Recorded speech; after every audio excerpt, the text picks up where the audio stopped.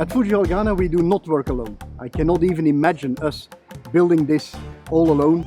The only way to be successful here is to have a solid partner that knows the business, that knows the area, and that understands us.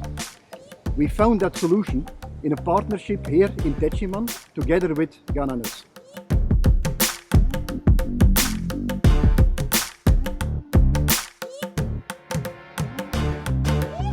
Frankly speaking, with a partnership with Fuji is very special because we do everything together and then we support each other.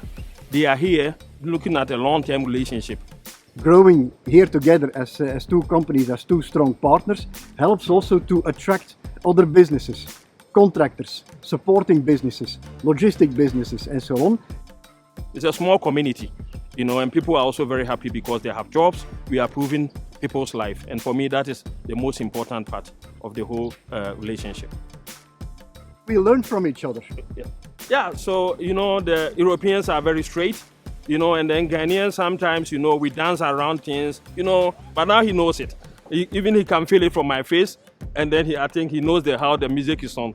But slowly, as we are growing together, we are also buying into their culture, and they are also buying into our culture. We have a very common understanding, a win-win situation.